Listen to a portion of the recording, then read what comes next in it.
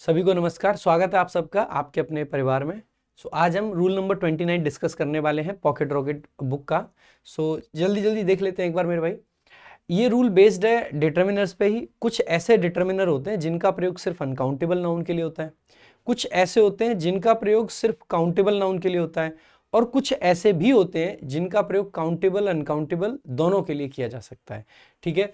अगर हम सबसे पहले अनकाउंटेबल वालों की बात करें तो आप पाओगे यहाँ पे जो डिटर्मिनर्स की हमने लिस्ट दी है, लिटिल सिर्फ अनकाउंटेबल के लिए आता है, मच अनकाउंटेबल के लिए आता है, अ ग्रेट डील ऑफ या फिर डील ऑफ लिख रखा हो या गुड डील ऑफ लिख रखा हो, ये आपका सिर्फ और सिर्फ किसके लिए आता है? अनकाउंटेबल के लिए। अमाउंट ऑफ भी सिर्फ अनकाउंटेबल नाउन के लिए आता है। साथ ही साथ में मेरे भाई दूसरे कुछ ऐसे डिटर्मिनर्स हैं जिनका सिर्फ प्लूरल या यूं कहूं कि काउंटेबल के साथ आ सकता है। जैसे फ्यू हो गया, लिटिल और फ्यू का कंपैरिजन हम अक्सर पढ़ते हैं। मच और मैनी हो गए, सो मच अनकाउंटेबल और मैनी आपका काउंटेबल और प्लूरल का ही आता है। जो अ ग्रेट डील ऑफ होता है या अमाउंट ऑफ होता है उसी का सेंस दे देता है आपका नंबर ऑफ। अगर मैं यहाँ पे एक थर्ड कैटेगरी और आपके सामने लिख दूं जिसमें ये दोनों के साथ आ सकते हैं, तो जैसे ए लॉट ऑफ हो गया, आप ए लॉट ऑफ लिख सकते हैं या आप चाहें तो इसी को लॉट्स ऑफ भी लिख सकते हैं। तो ये दोनों के साथ आ सकता है, काउंटेबल के भी और अनकाउंटेबल के भी साथ आ सकता है। ठीक है। इसके अलावा आपका ऑल हो गया, दोनों के साथ आ सकता है। आपका सम हो गया, दोनों के साथ आ सकता है।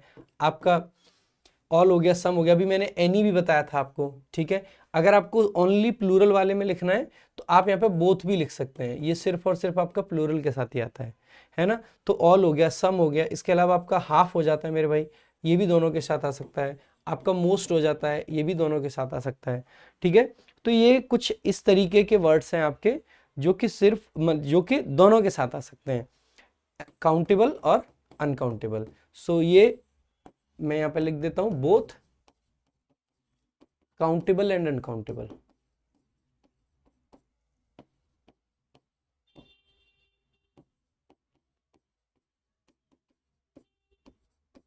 सो now let's move to the questions. इस पे सीधे क्वेश्चंस आते हैं। Very little metals. अब देखो मेटल्स कैसा नाउन है? प्लूरल। और हमने कहा था कि प्लूरल के लिए लिटिल नहीं, क्या आता है आपका? फ्यू आता है। तो लिटिल की जगह पे क्या लगा दोगे? फ्यू। बहुत सिंपल है। वेरी फ्यू मेटल्स आपका सब्जेक्ट हो गया, जिसमें से मेटल्स प्लूरल नाउन है। फ्यू उसके लिए डिटर्मिनर आ गया। मैंने आपको वो भी बताया था लास्ट क्लास में कि वेरी फ्यू लिखते हैं, वेरी फ्यू जब लिखेंगे तो आपका आर्टिकल नहीं आता है। अगर ओनली लिखते हैं तो ओनली अ फ्यू लिखा जाता है। ठीक है। इसके साथ में आर आपकी वर्ब आ गई क्योंकि मेटल्स आपका प्लूरल है। इसके अलावा मेरे भाई एज प्रेशियस, तो ये सिमिली बोलते हैं इसको। एज बीच में एडजेक्टिव फिर से एज, ये सिमिली होती है। दो चीजों को समान बताने के लिए या समान ना बताने के लिए इसका प्रयोग करते हो। किसके जितनी प्रेशियस है? तो गोल्ड के जितनी। तो आप कह दोगे गोल्ड आगे कंपैरिजन करने के लिए आगे। कौन से पार्ट में एरर हो जाएगा? Part A is the correct answer. आगे देखेंगे, अगला आपका क्वेश्चन है, we can see much changes in government schools these days. अब देखो ये CHSL का क्वेश्चन है। वी सेंटेंस का सब्जेक्ट है, कैन हेल्पिंग वर्ब है, सी मेन वर्ब है। वी कैन सी व्हाट, क्या देख सकते हैं हम? चेंजेस यानी बदलाव। अब बदलाव तो गिने जा सकते हैं, एक चेंज हुआ है, दो चेंज हुए हैं, 5 चेंज हुए हैं, 10 चेंज हुए हैं। चेंजेस अगर प्लूरल ना होना तो इसके साथ में मच का नहीं, किसका प्रयोग होना चाहिए? आप कहोगे सर मैनी का यूज यहाँ पे किया जाना चाहिए। मैनी चेंजेस हमें लिखना चाहिए, ना कि मच चेंजेस। ठीक है। इन प्रपोजिशन उसका ऑब्जेक्ट है गवर्नमेंट स्कूल्स, दीज डेज आपका एडवर्ब है, टाइम बता रहा है कब की बात कर रहे हैं। आगे देखेंगे, much of us lack the important virtue of patience. अब भाई मच ऑफ अस यानी कि वी से बनता है, वी यानी कि एक से ज्यादा यानी कि प्लूरल। प्लूरल है तो इसीलिए मच ऑफ अस नहीं, हमें क्या लिखना चाहिए? मैनी ऑफ अस लिखना चाहिए। ठीक है। या हम चाहें तो मोस्ट ऑफ अस भी लिख सकते हैं क्योंकि वो दोनों के लिए आ सकता है, प्लूरल के लिए भी और अनकाउंटेबल के लिए भी। ठीक है। Many of us lack, lack आपका क्या है? वर्ब है, प्लूरल वर्ब है क्योंकि आपका सब्जेक्ट मैनी ऑफ अस है जो कि प्लूरल होता है। क्या लैक करते हैं? लैक करने का मतलब होता है कमी होना, इंपॉर्टेंट वर्च्यू। हमें एक क्वालिटी की कमी है और वो क्वालिटी क्या है?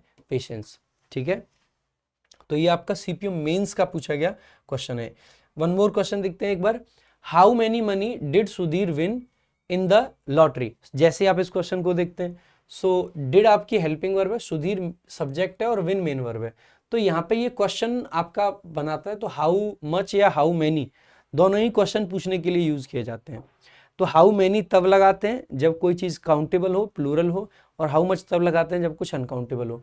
अब आप देखोगे मनी कैसा नाउन है, आप कहोगे सर हम पढ़ चुके हैं अनकाउंटेबल है, अनकाउंटेबल है तो हाउ मच मनी हमें लिखना चाहिए, हाउ मैनी मनी हम नहीं लिख सकते हैं। सो हाउ मच मनी आपका करेक्ट आंसर हो जाएगा। सो ये था आपका रूल नंबर 29 और अगली वीडियो में हम देखने वाले हैं रूल नंबर 30।